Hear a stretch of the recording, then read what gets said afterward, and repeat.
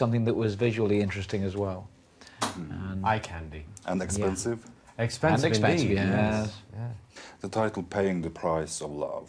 Yeah. But after being in the pop business now for 30 years, what is paying the price of success? We paid. I think in paid our dues. there is a certain price you pay, you sacrifice. Although, I mean, there are certain sacrifices that other people would interpret as being sacrifices that we wouldn't. There's a certain personal side of your life that's sacrificed. It's my first marriage was probably ruined by it, but I had 2 great kids from it, so that was good. There's downsides to all long careers. We lost our brother Andy 5 years ago, at 30 years old.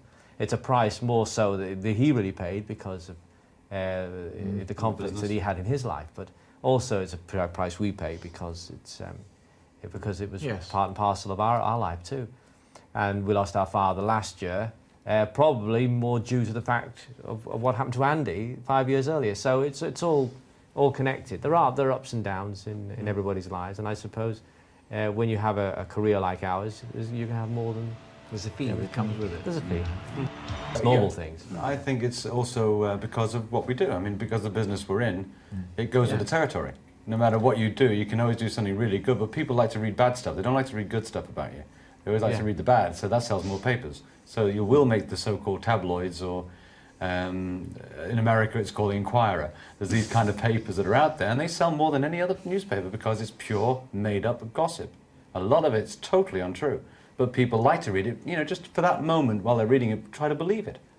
But it's not necessarily true, so it comes with the territory. I don't think you see much of us in gossip columns anyway. We're not that type of act, There's no scandals or anything you would speak of that exists in our lives. Important thing for you now. Is that the reason why we've chosen a subject like the children of Bosnia and sing for them and help them and raise money?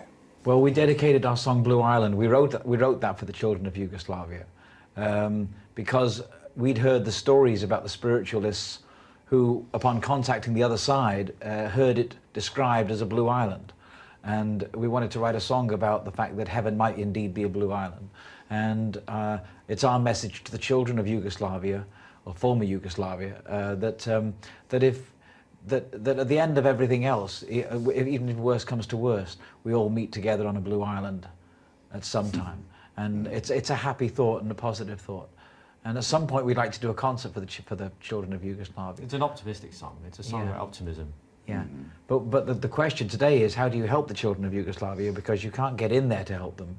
There should be some system set up where we can get all the children out. Let people fight, but get the children out of there first. At least put them someplace safe so they'll be okay until it's all over with. But you see, all we can do is really make people aware of it. We can't do anything physically. It's not a fact of raising money. I think money, that's an old adage about Well, you can people. feed and clothe the ones that have escaped. Or at least... But you can't get in there.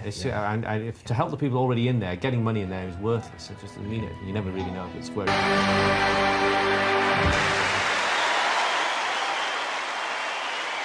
Do you consider Melbourne or Australia as your home audience, or is that in Britain or in the States?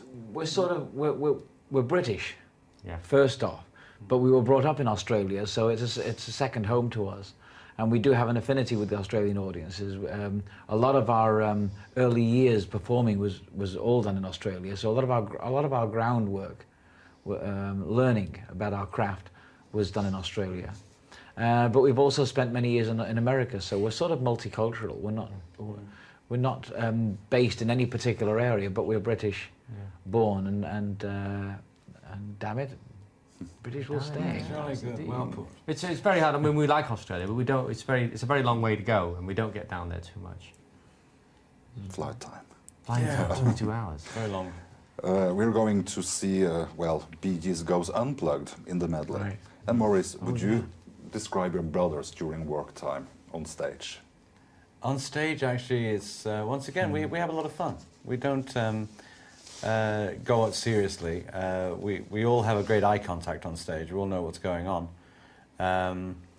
Roman can be a bit moody, which is Rob, a bit pensive, but it's thoughtful, yeah. And we're also mad perfectionists. It's like on stage, if the balance isn't right on the monitors and things like that, it's like, it gets a little awkward. But other than that, I think going on stage, as in making records, as in writing the songs, we all have the same kind of chemistry that mixes. So on stage, it's the same thing. The only difference is you're seeing the people who put you up there, it's a great way of saying thank you, and that's a wonderful experience as well. So the three of us together all have the same kind of thoughts. I do notice sometimes when Barry used to have terrible back pain on stage, and he covered it really well, but I could see an eye contact where he'd go, God, I'm in agony. But it still carried on with the show. Yeah. But now, you know, he's taking care of that now. He just turns his back on the audience and drops his trousers. It works. It's a relief. It's a relief. What I'm saying is I noticed that his dedication is not to let the show down because of the pain he was going through. We carry him up in a bucket at the end of the show.